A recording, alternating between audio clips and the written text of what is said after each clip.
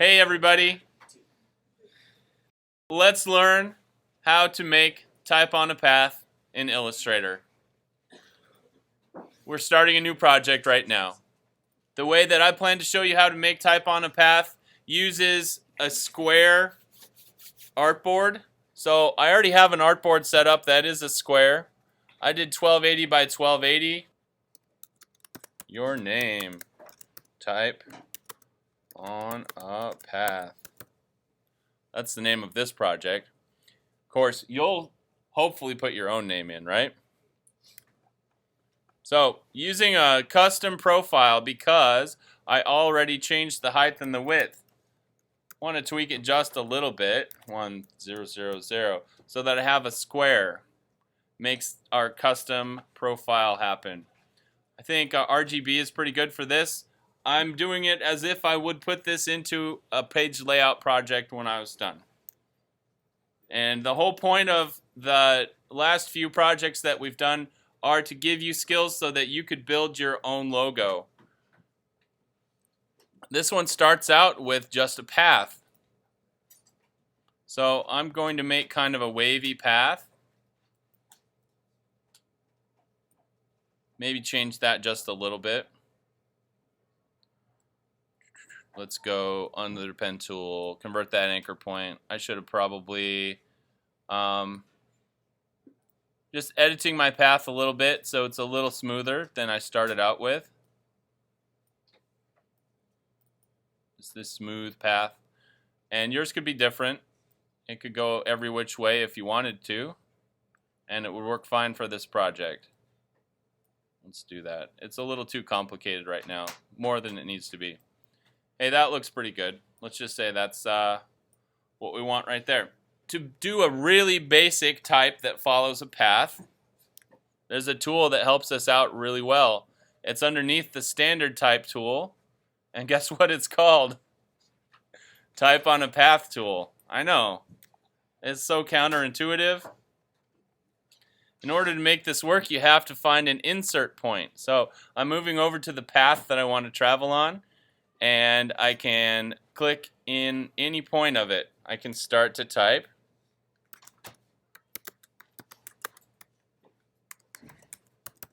It's pretty small right now. I think I'll go edit it with my character controls. Let's see. Oh, that's pretty big. It doesn't start where I want it to, though, so I'll show you what you can do. If I have my direct selection white arrow, I can go hover over the place where I inserted, and you can see that the cursor changes to this one. It's a different type of arrow, and it has kind of a vertical line with an arrow. This is changing my insert point, so I can move that around. The insert point won't change unless your cursor changes to that type of arrow. I'm not done with this. I still want to manipulate a little bit, so I think I can make that one a lot bigger. Let's go make it 150. See if that fits. A little too big. Let's go down so it fits on the path. 137 works pretty well. So I figured out how to do that. We've done the very basic changes to type on a path. Let's see, what should I make it?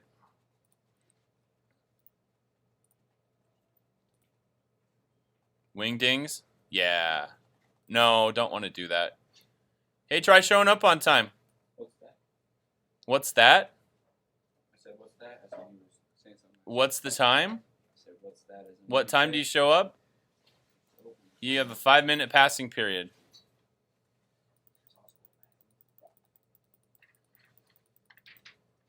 Type on a path. Okay, let's go with that for my first part. The other part that I'd like you to do to show this skill off is to make a ellipse that's a circle. And we'll do a few things with this one. I don't need a fill, but you might find that if you don't have a fill or a stroke, then you might lose it. So I would start out by having a stroke on your circle. It'll just be easier to see. And we'll do something pretty similar with going to the Type on a Path tool, find an insert point, and we can do this.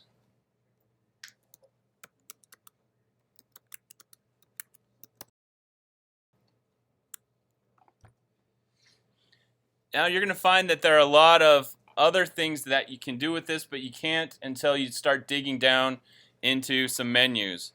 If I have this selected, I can go to Type, and there's a menu for Type on a Path. There's some options. So right now, it's kind of the basic Type on a Path setup, but we can do different things to it. You can say, instead of rainbowing around an arc or a path, it can skew, or it can ribbon. This one's kind of cool. I could see using that one sometimes. Stair step, gravity. I'm not sure how that's different. Maybe I would find out if I played with it some more. Let's keep it on rainbow. I can change what my type aligns to. So if I align on the center, it's the center point of those characters. Hey, that works pretty well. I can also change the spacing. So it's on auto right now. And I might see if I want to change it positive or negative. Looks like it's getting a little further apart right now. So if I wanted it to fill in that whole area, yeah,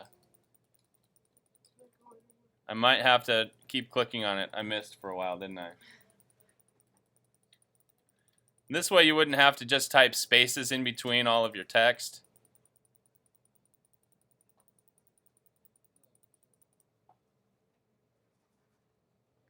I'll hit OK. So say I wanted to have the same thing, or I wanted to have some different words on the underneath of this particular circle. And I wanted, the way that I can see these characters, they're somewhat vertical, at least on the top, they're completely vertical. I want my characters to look the same way on the bottom so that they are vertical. Now you'll find right now that if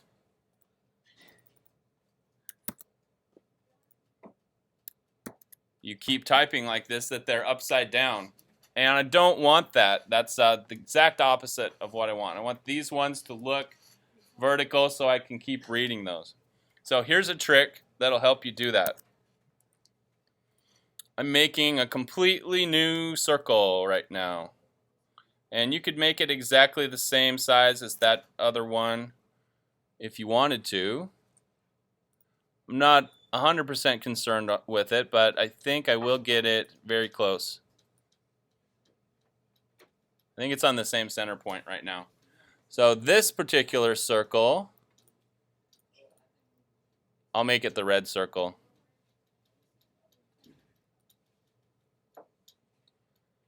And I think I'll turn off the other one right now so I don't see it. So with this new circle, I'm going to go in and use some of my tools, maybe my scissor tool, and chop it up in a couple of places. So I'm cutting it in 2 different places. I'll get rid of the part I don't need. So I think I'll go into Type on a Path tool, and I'll find an insert point.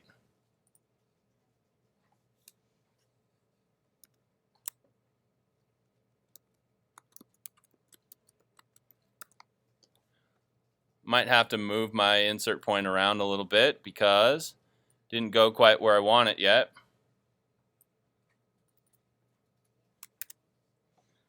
And this one, though, it's still not like I want it. So I need to go into that Type on a Path control.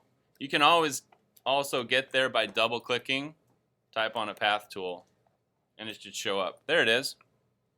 So on this one, I need to do a couple of changes. I think if I hit center, it'll be a little more similar. And I think I need to go flip.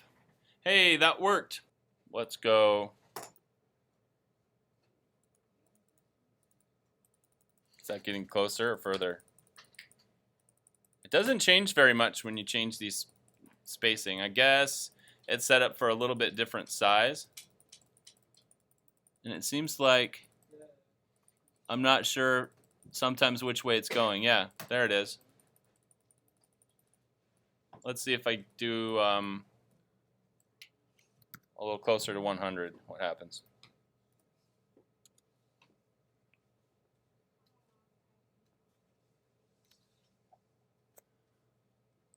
You can tweak yours and make it like you want it. Let's change that insert point if I can. There it was. Okay. Oh, there's also an opposite insert point too. There it goes. So I have something that talks on the top and something that talks on the bottom. Maybe I'll move this one around a little bit. Maybe I'll just change the scale, 120%. Yeah, that works pretty well. Looks kind of like a Pepsi logo. This is about what I'm looking for. Make some type of path that you can type on like this. Make a circle that you can type on. And we'll call it good. For all of these logo skill builders, I'll have you export as a PNG using the artboards. There's a good example for the naming scheme. If you ever want to put this into a page layout project, then you probably need to have a transparent background on it. You can see what the transparency is right there.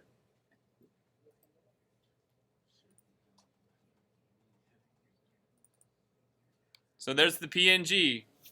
That's what you send me. Do I want an Illustrator project? Please no. I just want PNGs of these. Thanks for listening.